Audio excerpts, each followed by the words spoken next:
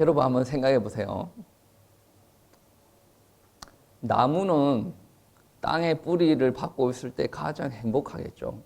그런데 어떤 사람이 땅에서 나무를 뽑아 올렸어요. 그대로 내버려 뒀습니다. 이거를 죽었다라고 이야기를 할 수 없을 거예요.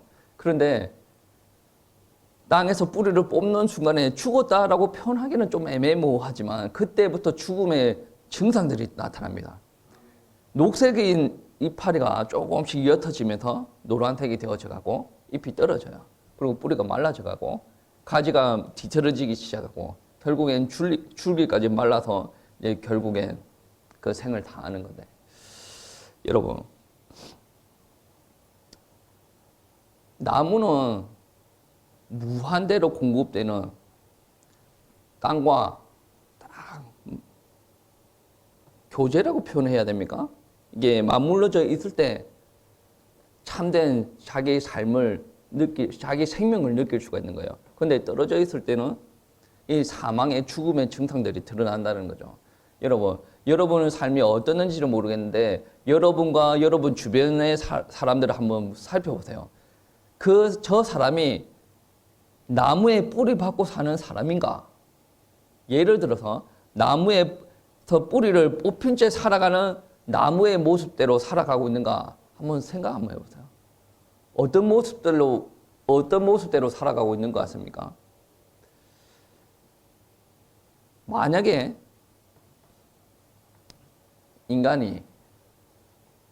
인간에게 무한대로 뭔가를 허용하는 누군가 있다 그러면 사람들은 무엇을 구할까 한번 생각을 한번 해보세요. 이거는 아주 일상적인 이야기인데 우리가 한번 좀 생각해 보는 거예요. 여러분 진시 황제 아시죠? 예. 미국이 아니죠. 중국의 황제인데 아주 나쁜 놈이에요. 집 밖에 모르고 막 백성들 막 죽어도 신경도 안 쓰고. 근데 그 사람에게 모든 게 다 주어졌습니다. 그 모든 것은 무엇이냐면 돈도 주어졌고 권력도 주어졌고 자기가 이 땅에서 누릴 수 있는 거 다 누리게 되어져 있다는 거예요. 마음에 안 들면 야, 저 데리고 와서 목 빼. 그러면 목도 벨 수 있는 사람이에요. 근데 그 사람에게 한 가지 고민이 있는데 그 한 가지 고민은 뭐예요? 자기가 이 땅의 것을 다 가졌는데 자기 몸이 늙어가요. 자기 몸이 죽어져 간다는 거예요. 자기도 알고 있어요. 그런데 자기는 죽기가 싫거든. 그러니까 밑에 신하들에게 이제 자기가 안 죽을 수 있도록 약초 좀 구해봐라. 막 그런 식으로 그런 이야기가 야사가 좀 있습니다. 근데 여러분, 우리는 진실 황제가 아니지 않습니까? 우리가 200년은 어떻게 살아요? 300년은 어떻게 삽니까? 근데 진실 황제는 이 땅의 것을 다 가지고 나니 200년도 살고 싶고 300년도 살고 싶고 무한대로 살고 싶은 거 아니에요? 우리는 지금 200년 사는 게 꿈이 아닙니다. 왜 그러냐면 우리 눈앞에 떨어져 있는 게 너무나도 고통스러우니까. 여러분, 200년 살아봤자 뭐합니까? 육신이 고통스러운데, 몸이 아픈데, 무한대로 누군가로부터 공급되어지는 게 있다 그러면 우리는 무엇을 구하겠습니까? 내 몸뚱아리 좀 안 아프게 해주세요. 그러겠죠. 그러고 나서 무엇을 구하겠습니까? 야, 이 땅에서 좀 펑펑 마음껏 좀 돈 좀 썼으면 좋겠다. 내 통장에 하루에 1,000억씩 긁어도 꺼지지 않는 통장이 나한테 있었으면 좋겠다. 그리고 내가 내일 무슨 일이 있을지는 모르겠는데 그러니까 사람이 불안한 거죠. 믿음의 사람은 기대가 되지만 그렇지 못한 사람들은 불안하거든요. 내일 무슨 일이 있어야 될지 모르니까. 그러니까 내일도 아는 지식도 있었으면 좋겠고 이 땅에서 일어나는 모든 일도 알았으면 좋겠는데 지혜를 달라라고 아마 구할 수도 있을 것 같아요. 그리고 우리가 이 땅에 살아갈 때 사람들과 갈등을 일으키는 경우가 워낙 많아서요. 싸우는 경우들이 많다라는 거죠. 그냥 하나님 무한대로 무언가가 나한테 주어진다 그러면 나한테는 끊임없는 사랑을 줬으면 좋겠어요. 왜 그러냐? 저 사람이 나한테 시비를 걸어. 그래서 나는 저 사람이 너무 좋거든. 나를 때려도 너무 좋아. 맞아도 하하하. 나보고 막 놀리도 하하하. 너무 좋은 걸 어떻게 합니까? 내 거를 도둑질 해가도 좋아요. 하하하하. 우리 엄마 욕하고 우리 아빠 욕하고 막 그래도 너무 좋아요. 그는 끝없는 사랑이 있었으면 얼마나 좋지 않겠습니까? 그렇게 한번 생각을 해보는 거예요. 근데 분명한 것은 우리한테 그렇게 무한한 사랑이 없어요. 무한한 건강도 없고 무한한 생명도 없고 무한한 돈도 없어요. 우리 인생 자체가 무한하지 않다는 거예요. 처음 사람이 이 땅에서 창조가 되었을 때 뭐를 더 주세요, 뭐가 더 있었으면 좋겠어요, 그렇게 창조가 되어지지 않았어요. 하나님의 형상대로 영적으로, 그리고 하나님의 대리 통치자로, 그리고 하나님의 자녀로 이 땅에서 창조가 되었는데, 이 땅에서는 하나님 앞에 요구하는 바가 없습니다. 창세기 1장, 2장, 3장에 보시면 하나님 앞에 요구하는 바가 없습니다. 죄를 범하기 전에는 요구하는 바가 없어요. 그 뒤에 넘어가면서 하나님 앞에 요구하는 바가 생기죠. 왜냐? 자기한테 문제가 생겼거든. 근데 그 전에는 하나님 앞에 요구하는 바가 없었다는 거예요. 언제부터 하나님께 요구하는 바가 생겼냐면, 인간이 사탄의 꾀임에 넘어가서 네가 이 선악을 알게 하는 나무의 열매를 먹는 날에는 네가 하나님처럼 되리라라는 말에, 그 꾀임에 넘어가고 나서부터 하나님 앞에 누구한테 요구하는 바가 생겼다는 거예요. 그때부터 결핍이 생겼다라는 겁니다. 나는 하나님처럼 될 거야. 이런 의지를 가지고 자기 마음에 갈등이 있었겠죠. 이런 충동에 넘어갈 때부터 이 땅의 만물의 창조주, 우리의 생명의 근원이신 하나님으로부터 분리가 되는 거예요. 그게 방금 이야기했던 나무가 땅에 뽑히는 이유입니다. 여러분 지금 살아있죠? 여러분 보고 아무도 죽었다라고 표현하지 않습니다. 근데 나무도 마찬가지예요. 뿌리 뽑힌 나무도 마찬가지예요. 결국엔 고통받다가 죽는 겁니다. 여러분 이 땅의 삶을 살아갈 때 여러분 즐기셔야죠.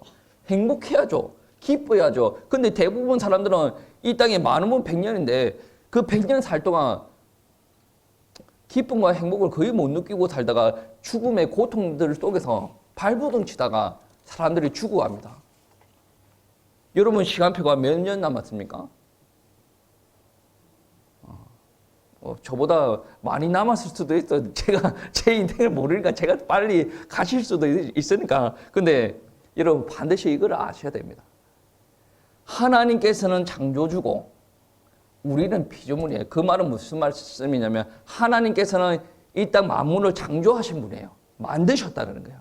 우리는 하나님께서 만드신 작품이다. 피조물이다라는 말씀이에요. 그러면 우리를 만드신 분이 하나님 아닙니까? 우리의 생명의 근원을 가지고 있는 분이 누구냐면 바로 하나님이에요.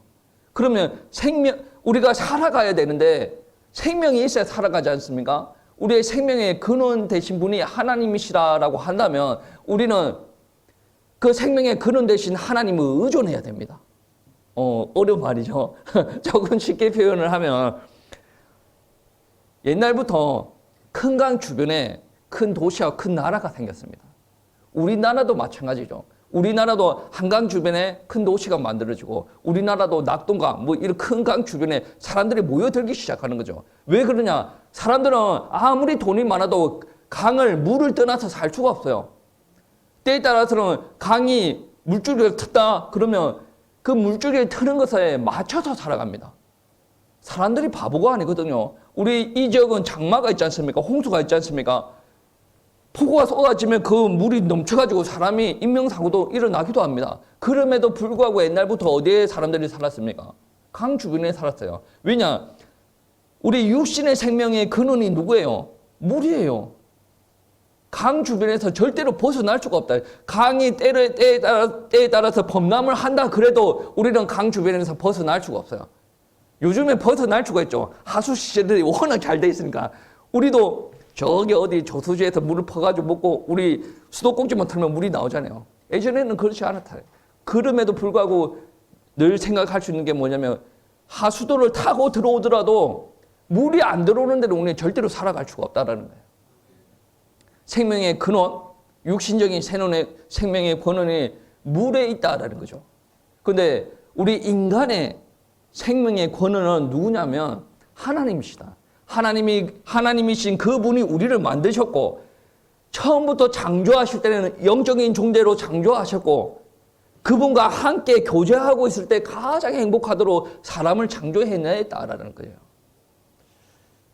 그래서 우리 사람은 하나님을 의존할 수밖에 없습니다. 하나님께서 여기로 가자 그러면 가야 돼요. 하나님께서 딴 데로 가자 그러면 가야 됩니다. 하나님께서 이거 하지 말고 뭐 다른 거 하자 그러면 다른 거 해야 됩니다. 우리는 하나님 안에서만 온전해질 수가 있는 거고 풍족함을 누릴 수가 있다는 거예요. 그렇다 보면 순종은 자연스럽게 따라가는 거죠. 처음에는 살려고 하나님께서 이렇게 가면 내가 따라갔어요. 저렇게 가면 저렇게 따라갔어요. 그렇게 살다 보니 순종이라는 것은 자연스럽게 우리가 하나님을 의존하는 사람들에게 자연스럽게 드러나는 특징이다라는 거예요. 의존이 되어진다. 순종이 되어진다라는 말씀이에요. 근데 이 땅에서 많은 사람들은 그렇죠. 죄 가운데 있는 사람들은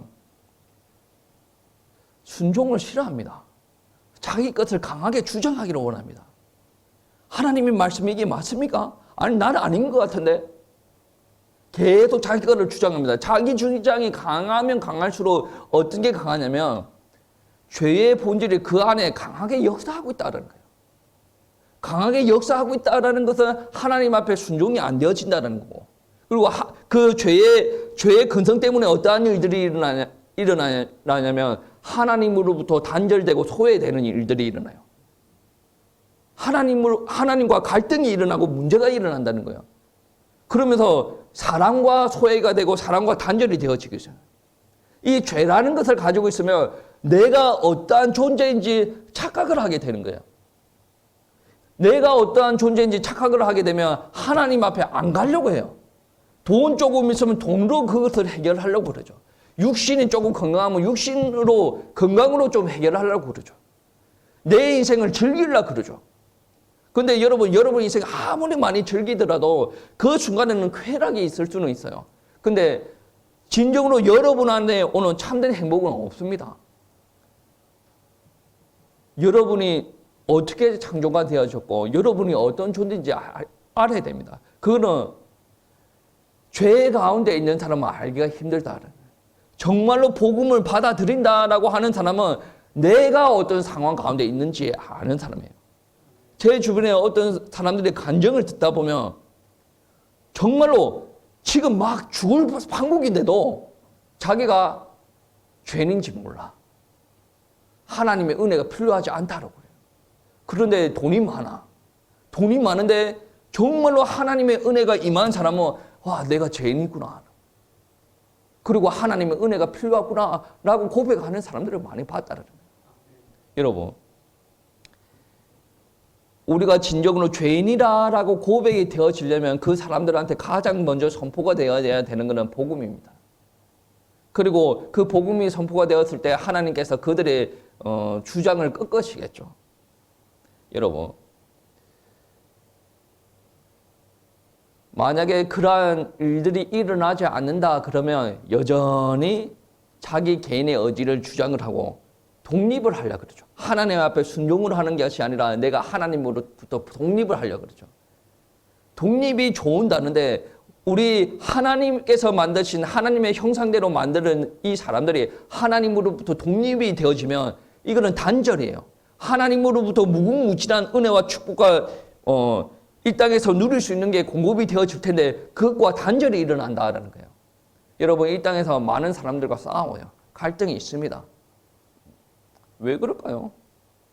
무한대로 공급되는 게 차단이 되어져서 그렇다는 거예요. 여러분, 제가 이곤사님한테 야 바보 라고 이야기했어요. 그런데 한두 번은 장난이겠지. 근데 볼 때마다 어이 바보 이렇게.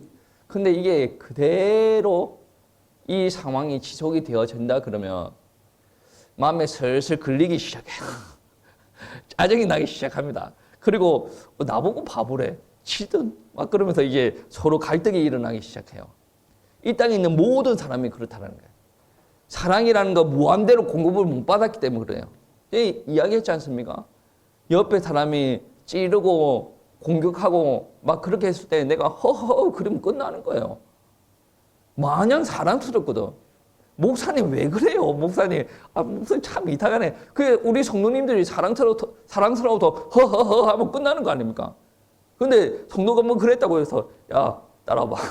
모양실 너 따라와봐. 해가지고 이렇게 타타타 까기 시작하면 목사도 안 좋고 성도도 가슴이 아픈 일들이 일어나는 거죠.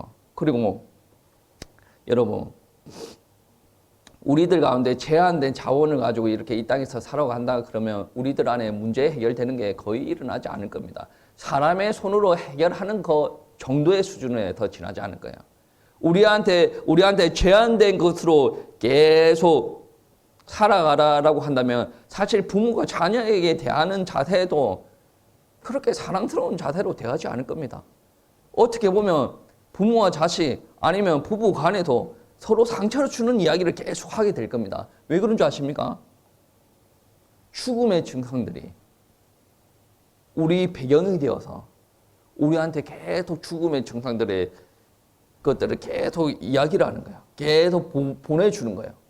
그냥 나는 하나님 앞에 하나님과 함께 온전히 있는 사랑의 그 모습 그 자체로만 있다 그러면 더 이상 문제될 게 없어요. 근데 그게 끊어졌잖아요. 경제도 끊어졌잖아요. 관계도 끊어졌습니다. 건강도 끊어졌어요. 이런 상황 가운데 있는 게 바로 사망의 증상, 죽음의 증상들이라는 거예요.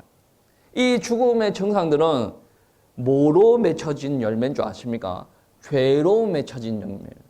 죄의 열매가 사망의 열매, 죽음의 열매예요. 그 죽음의 열매들이 우리가 이 땅에서 경험하고 있는 것들이라는 거예요. 힘들어. 그리고 하나님 앞에 나와서 기도하는 기도 제목들이 바로 죄의 열매들이라. 그러면 죄의 열매들을 기도하는 것은 저는 나쁘지 않다고 봅니다. 기도해야 됩니다. 그런데 죄의 열매들만 가지고 기도하는 것이 아니라 내가 하나님 앞에 온전히 돌아와야 돼요. 온전히 내가 하나님께서 원하시는 사람, 하나님께서 원하시는 교제, 하나님께서 원하시는 예배가 회복되어져야 그 죄의 열매들이 하나씩 떨어져 나간다. 여러분, 우리가 죄를 범하고 나서 죽었다라는 표현을 쓰지 않습니까? 오늘 본문 2절 말씀에서도 그런 표현을 씁니다. 그런 죄와 허물로 죽었던 너희를 살리셨다. 그러니까 살리시기 전에는 어땠다라는 거예요. 죄와 허물로 죽어 있었다라고 이야기를 합니다. 그리고 하나님으로부터 오는 무한한 능력으로 단절된 채 이 땅의 풍조를 따르고 살았다. 그리고 자기를 하나님과의 관계에서 끊어지게 하는 끊게 하려고 미혹했던 마귀의 권세를 따르고 살았다. 여러분, 마귀와 귀신에게 잡혀서 살면 어떤 일들이 일어나냐면 성경책에 보면 육신의 질병이 일어납니다. 제 말이 아니고 성경책에. 그리고 마귀와 귀신에게 잡혀 있으면 가정이 불화해집니다. 그리고 귀신 들려서 고통 속에 살아가요. 관계에 문제가 생기고 더 나아가서 경제적인 문제까지 오게 됩니다. 여러분, 이 도가 지나치다라고 생각할 수도 있는데 성경에서 그렇게 이야기를 하고 있습니다. 이 땅에 있는 사람들은 만들 때 기본적으로 하나님과 교제를 해야 교제를 할 수 있도록 행복할 수 있도록 만들어지니까 이 사람의 본능 자체가 하나님의 공간이 빠져져 버리면 그 공간이 비워져 있지 않습니까? 그 공간 비워진 것을 다른 것으로 메꾸려고 발부둥치는 거예요. 하나님을 못 만나는 사람은 자꾸 그 빈 공간을 채우려고 발부둥칩니다. 교회 안에서도 하나님 못 만나는 사람들이 있습니다. 그 사람들도 그 빈 공간을 채우려고 발부둥쳐요. 근데 교회 안에서만 그 빈 공간을 채우려고 발버둥치는 게 아니라 교회 밖에서도 그러한 사람들이 많이 있습니다. 사람들 제사 지나지 않습니까?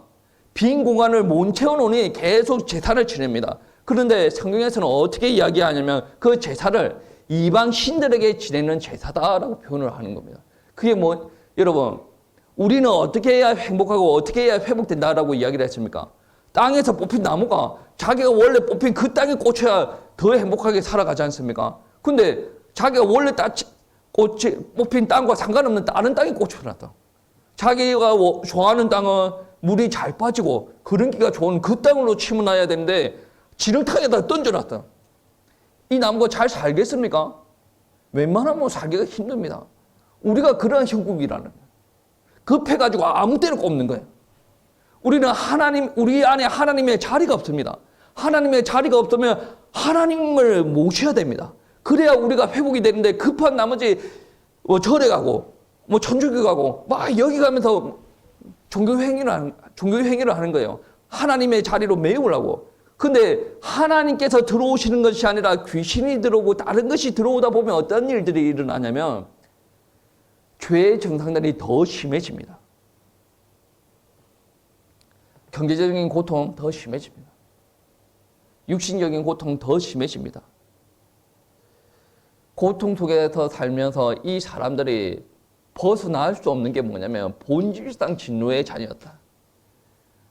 이 세상 풍조를 따르고 있고 공중의 권세 잡은 자를 따르고 있는데 이 사람들이 하나님을 향해서 가는 것이 아니라 3절 말씀에 어떻게 움직였냐면 우리는 육체의 욕심을 따라 지내며 육체와 마음에 원하는 것을 하여 다른 이들과 같이 본질상 진노의 자녀이었더니 하나님의 자녀로 하나님께서 시키는 대로 하나님께서 원하시는 삶을 살아가는 것이 아니라 내 마음대로 살아갔다. 사람들은 내 마음대로 살아가는 것이 내가 주인이 되어서 살아간다라고 이야기를 하지만 오늘 말씀에 내 마음대로 내 생각대로 살아가는 것이 2절과 3절 말씀에 합쳐서 생각을 해보면 내가 원하고 내가 생각해서 살아가는 것이 내가 주도적으로 내가 독립적이어서 그렇게 살아가는 것이 아니라 이 땅의 세상 풍조를 잡은 자들에 의해서 그렇게 살아간다는 거예요. 세상 풍조를 잡은 자들은 궁극적인 목적이 무엇입니까? 우리를 지옥으로 끌고 가는 것이 목적이고 우리가 하나님 앞에 가는 것을 막는 것이 목적이에요. 그런데 우리 사람들이 아주 독립심을 좋아해요. 하나님 앞에 순종하기를 싫어합니다. 교회 가면 뭐 해야 되고 뭐 하지 말라는 거 뭐 그리 많고 하고 싶은 거 다 하고 교회 오면 되는데 굳이 그러한 이야기를 합니다.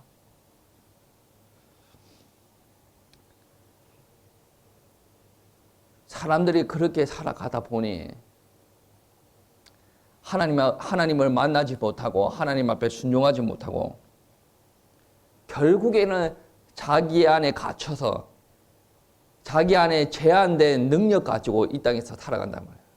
결국은 이 땅에서 죽고 나면 어디로 갑니까? 지옥에 가요.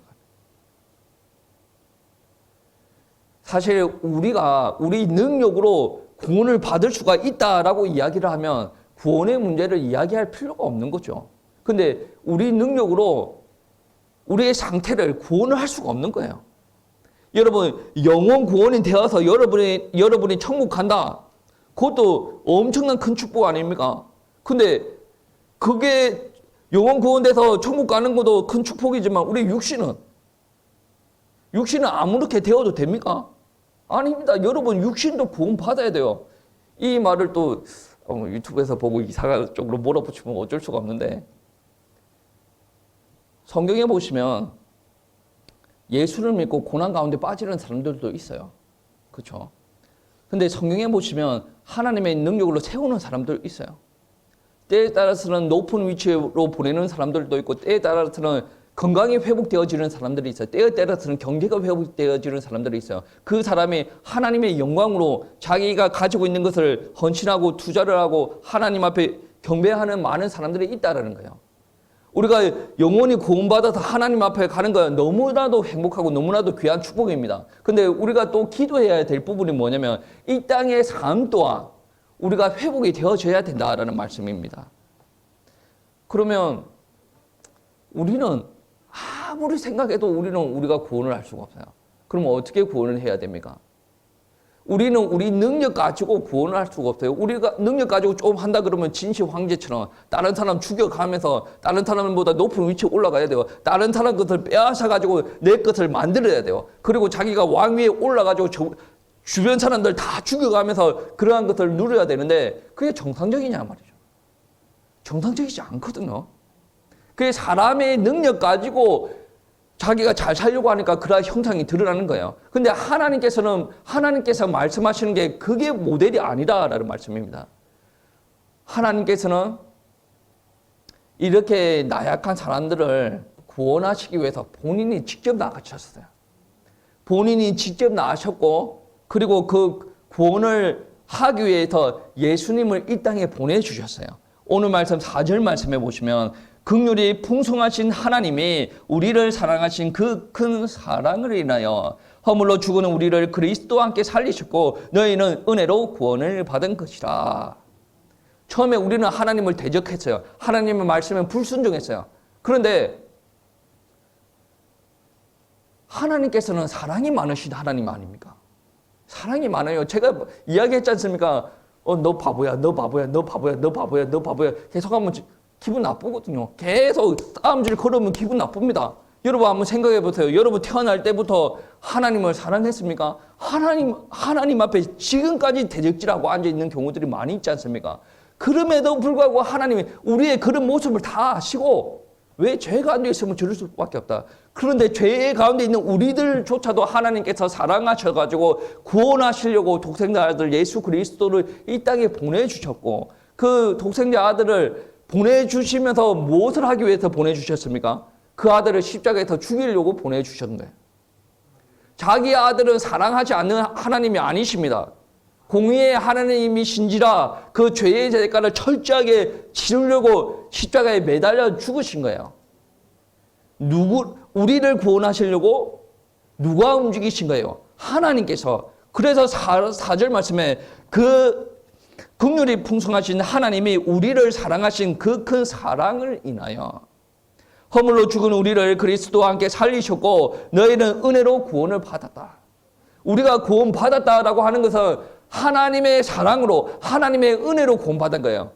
우리가 헌금을 많이 하고 예배를 많이 하고 헌신을 많이 하고 그거는 구원받은 이후의 삶이고 물론 구원받기 전에도 그렇게 하는 사람은 있습니다. 그런데 원칙적으로 원칙적인 그림을 보면 하나님을 통해서 은혜를 너무나도 많이 받고 구원이라는 것을 경험을 했어요. 그렇다 보니 우리 안에 하나님의 생명이 들어왔어요. 우리 안에 하나님의 영이 왔단 말이에요. 그러니까 하나님을 더 찾겠죠. 하나님 아는 지식이 더 많을 겁니다. 그러면 교회 안에 더 예배 드리고 헌신하고 헌금하고 전도와 선교하는 것은 당연한 모습이에요. 그런데 나 안에 하나님의 생명이 없어요. 그러면 예배가 힘들어지는 거예요. 헌신이 힘들어지는 거예요. 그렇다고 해서 지금 힘들어하고 있는 분들이 생명이 없다라는 부분들이 아니죠. 육신을 가지고 있기 때문에 많이 일들이 있다 그러면 헌신하다가 육신적으로 힘들어질 수도 있는 부분이에요.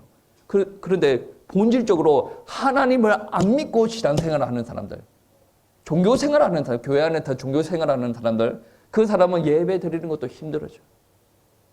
예배 드려도 회복되는 것도 없고 기도도 그렇다. 신앙생활 한계가 다 그렇게 느껴진다는. 그래서 우리가 기도할 때 제일 먼저 기도해야 되는 것은 긍휼하신 하나님의 은혜를 허락하여 달라. 나는 믿음이 있다라고 생각하지만 지금보다 더 큰 믿음 허락하여 달라.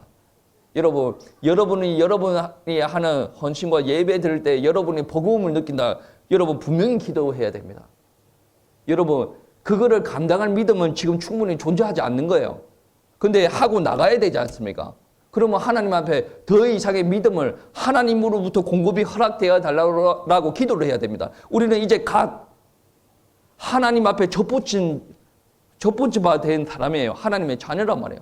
그러면 하나님께서 끊임없이 나한테 영양분을 올려주시면 내가 생기 있게 살아갈 수가 있다는 거예요. 근데 나의 신앙생활을 보면 생기가 없어요. 예배 드리는 게 부담스럽거든. 헌신이 부담스럽거든. 그러니 여러분이 잘못됐다가 아니라 여러분이 땅에서 뿌리 뽑힌 나무처럼 생활을 하다가 지금 하나님 앞에 접붙임 바가 되었으면 그 하나님의 은혜가 더 나한테 올라올 수 있도록 여러분 기도해야 됩니다. 믿음 달라고 기도해야 된다라는 말씀이에요.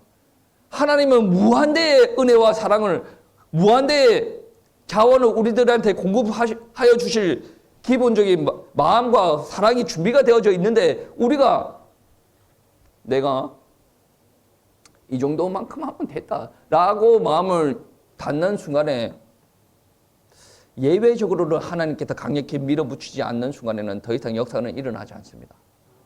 제가 설교 중에 짧게 그 이야기를 했죠. 하나님께서 여러분에게 비전을 허락하여 주신다라고 한다면 하나님께서 쓰시고자 하는 마음이 있어서 그렇지 않겠습니까? 준비해야 되지 않겠습니까? 기도해야 되지 않겠습니까? 말을 한 것이 그의 일환이에요. 여러분이 다 되어져 있어서 하나님께서 부르신 거 아닙니다. 저는 이 땅에서 태어나가지고 단 한 번도 목사가 되고자 한 바가 없습니다. 정말로 나의 그릇은 목회자가 아니거든. 나는 목회자 말고 다른 거를 하고 하나님의 나라를 위해서 헌신하는 거는 너무 좋아. 근데 나의 그릇은 아무리 생각해도 목회자가 아닌 것 같아요. 내가 봐도 목사할 그릇이 아니에요. 근데 그 그릇은 내가 판단하는 게 아니거든요. 하나님께서 판단하는 거 아닙니까? 여러분도 마찬가지예요. 나는 할 그릇이 아니야. 왜 네가 네 그릇을 판단을 하니? 네가 네 그릇을 판단하는 순간에 하나님께서 무한대로 공부하시겠다라고 작정하신 게 단절되는 거야. 그때부터 마음문을 닫아버리는 거야. 여러분, 오늘 말씀해 보시면 저와 여러분은 하나님의 은혜와 하나님의 사랑으로 구원받은 사람입니다. 죄로 죽어가던 죄의 증상들이 저와 여러분한테 무한대로 나타나고 있는데 그 안에서 절대로 우리 힘으로 해결받을 수 없는 죄인인데 하나님께서 거기에서 우리를 건져 올렸다는 거예요. 건져 올리기 위해서 누구를 사용하시냐면 예수를 사용하신다. 사도행전 4장 12절 말씀에 다른 이로서는 구원을 받을 수가 없나니 천하 사람 중에 구원받을 만한 다른 이름을 우리에게 주신 일이 없다라고 합니다. 누굽니까? 예수 그리스도만이 우리를 구원할 수가 있다.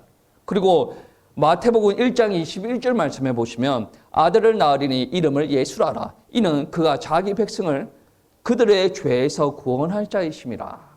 누가 구원한다고 합니까? 예수께서 그의 백성을 어디에서? 죄 가운데 있는 그의 백성을 구원하신다. 죄에서 구원하신다라고 말씀하십니다. 그러면 그렇습니다. 하나님께서 우리를 사랑하시고 구원하신대요. 누구를 통해서? 예수님을 통해서. 그러면 우리는 어떻게 해야 됩니까? 우리는 어떻게 하면 구원을 받을 수가 있습니까? 헌금을 많이 하면 구원 받을 수가 있습니까?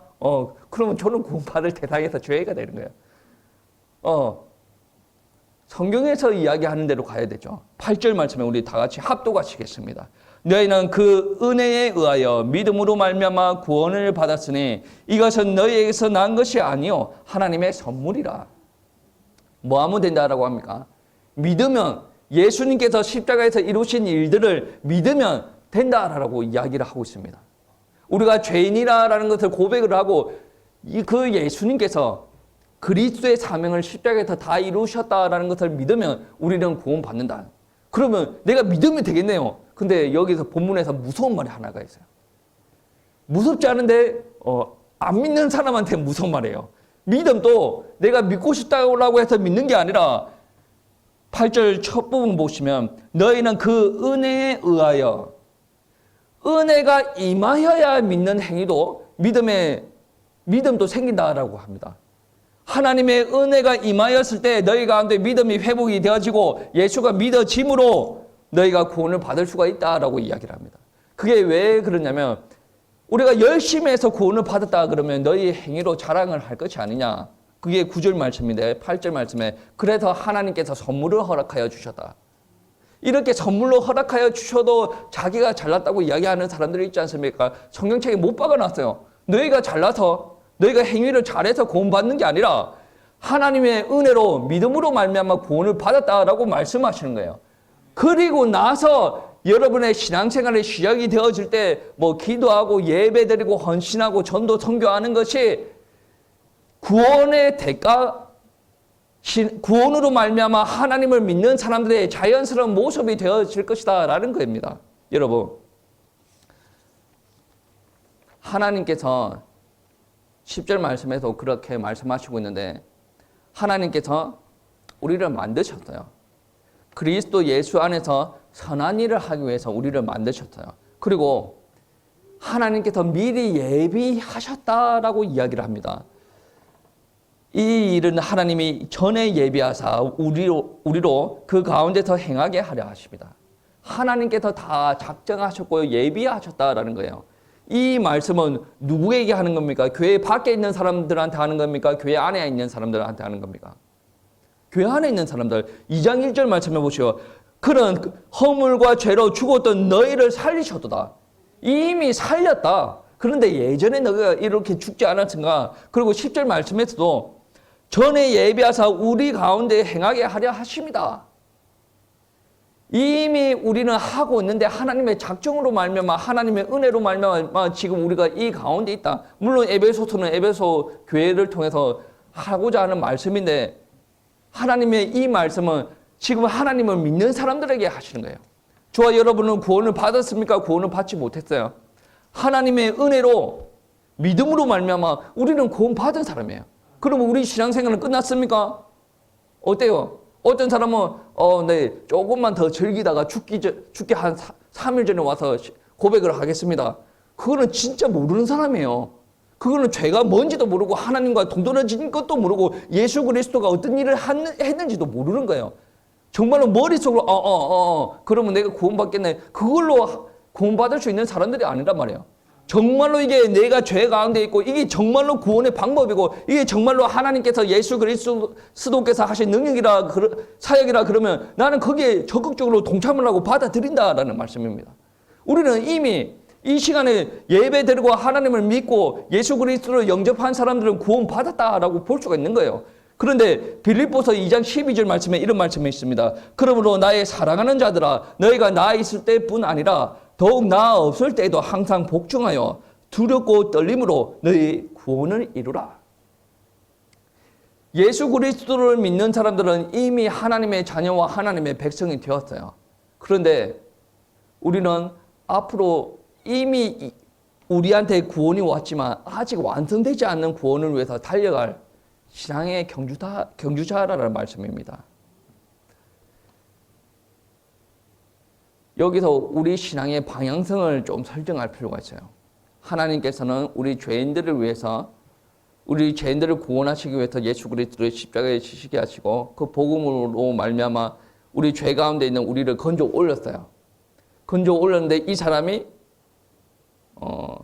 자기 자신만을 위해서 기도한다라고 한다면 이거는 복음의 방향성과 좀 맞지 않아요. 그러면 복음의 방향성과 맞으려면 어떻게 해요? 이 성경책은 한국어로 딱 정리가 되어져 있지만 이 성경책은 분명히 방향을 가지고 나아간단 말이에요. 죄를 범한 사람들을 구원하기 위해서 하나님께서 계속 역사 속에서 말씀하시고 언약으로 그 그림자를 보여주십니다. 그리고 나서 예수 그리스도가 오셨어요. 그 예수 그리스도를 말미암아 죄인들을 구원해 오십니다. 그 죄인들을 교회 안에 모으시죠. 이 교회에 모으시면서 이 교회를 통해서 하나님께서 해 나가시는 일이 뭡니까? 복음 전파, 증언. 그리스도께서 다시 오실 때까지 땅 끝까지 복음 전파하는 증언하는 일을 이 신앙인들이 감당을 했다라는 거예요. 이 방향성은 명확합니다. 오전 설교의 말씀과 빗대어서 하나님을 안 믿고 종교 생활하는 사람들은 어때요? 비워라, 비워라, 비워라, 비워라, 비워라. 나는 얘가 미워. 비워야 돼. 이걸 다 허상이야. 비워야 돼. 나는 얘도 미워. 얘 보면 짜증나. 아니야. 아니야. 얘 보면 짜증나. 막 비워야 돼. 종교 생활하는 사람 그래요. 신랑이 애먹여. 내가 이거 버리면 이 영감탱이야. 어떻게 닦고? 내가 비워야지. 화병사가 내가 못 비우는 거예요. 성경은 그거를 원하지 않습니다. 성경은 처음부터 끝까지 무엇을 원하십니까? 하나님과의 연합, 하나님으로부터 오는 충만함. 성령 충만함을 받으라고 그러죠. 하나님으로부터 오는 충만함을 받으라는 거예요. 그 충만함을 받으면 우리 안에 뭐가 이루어집니까? 하나님의 나라가 이루어지고 우리가 이때까지 사망의 증거들로 가지고 살았는데 하나님의 나라가 이루어지면 사망의 증거들이 하나씩 나도 모르게 사라집니다. 그리고 무슨 증거가 살아납니까? 내가 하나님의 백성으로, 하나님의 나라의 백성으로 하나님의 나라의 증거들이 바로 일어나기 시작해요. 내 안에 충만한 게 역사하고 차고 넘치면 어디로 흘러갑니까? 내 주변에 흘러 넘쳐가요. 얘가 꼴보기 싫다가 흘러 넘쳐가 얘가 사랑스러우시고 내가 차고 넘치는데 사람 털어주시는데 내 안에 있는 뭐 5만 원짜리 얘한테 안 주겠습니까? 차고 넘치는데. 근데 이 5만 원짜리 주려면 내 형편도 좋아야 되지 않습니까? 하나님께서 하시는 일이 그렇습니다. 그래서 내 영도 충만하게 회복시키시고 여러분이 기도 안 해도 이것만 계속 기도하고 있으면 여러분의 형편이, 저는 이런 설교를 별로 좋아하지 않는데 여러분의 형편이 지금보다 무조건 좋아집니다.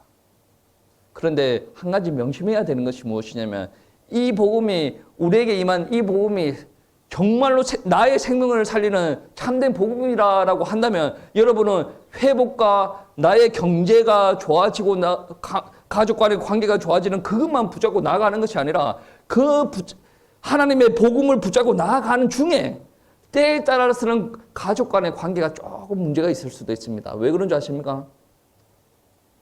신앙생활을 내 혼자 하고 있으면 문제가 일어날 수도 있죠. 핍박이 일어날 수도 있다는 거예요. 초대교회 성도님들 보면 자기가 신앙생활을 함으로 말미암아 여러 가지 경제적인 고통을 동시에 당합니다. 그런데 이 믿음을 가지고 있는 사람들은 어떻게 하죠? 고난이 있다라고 하더라도 그 믿음을 거기서 지키고 나아가는 거죠. 우리가 신앙생활을 하는 것은 우리가 회복되어지고 좋은 것을 누리고 내 인생에 형통하려고 신앙생활을 하는 것이 아니라 하나님 앞에 구원받기 위해서, 그리고 하나님께서 구원 주셨는데 그때부터 나의 주인은 누굽니까? 하나님이에요. 나의 생명 되신 그분에게 의존하는 거예요. 순종하는 겁니다. 때에 따라서는 축복하시는 것도 하나님의 뜻 아닙니까? 때에 따라서 하나님께서 나를 고난의 자리를 위에 세워놓는 거 하나님의 뜻 아닙니까? 하나님의 뜻 따라 그저 순종을 하고 가는 거야. 근데 참으로 감사한 거는 상황이 여의치 않더라도 이 순종하고 가는 사람들은 기쁨으로 갈 수 있다는 거예요. 믿음의 선조들이 그렇게 했습니다. 오늘날 교회가 많이 무너져 내린 이유가 뭡니까? 이러한 믿음들이 사라지고 있는 거예요. 신앙생활하면 나한테 무조건 좋은 거 줘야 돼. 저는 그게 성경적이지 않다라고 생각하지 않습니다. 신앙생활하면 회복이 되어지기도 합니다. 근데 무조건 나한테만 좋은 것만 줘야 돼. 나한테 어려움이 있으면 안 돼. 그거는 잘못된 신앙이죠.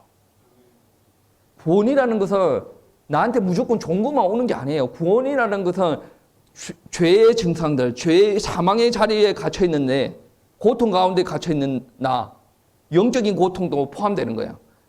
이 가운데 있는 나를 건져 올리는 거야. 누가 건져 올립니까? 내가 할 수가 없으니 하나님께서 예수 그리스도를 통하여서 하신 일이에요. 그리고 내가 그 예수 그리스도의 사역을 내 것으로 만들려면 어떤 일들이 일어나야 되냐면 나한테 믿음이 있어야 돼요. 그 믿음을 누가 주십니까? 구원을 하시는 일들도 하나님께서 다 세팅을 하셨는데 그거를 믿고 너가 구원을 받을 수가 있다. 믿음도 하나님께서 은혜를 허락하여 주셔야 내가 구원을 받을 수가 있는 거예요. 그러니까 여러분, 이렇게 복잡한 이야기인데 내가 지금 구원받고 신앙생활을 하고 있다는 것은 하나님께서 크나크신 축복을 여러분에게 허락하여 주셨다는 거예요.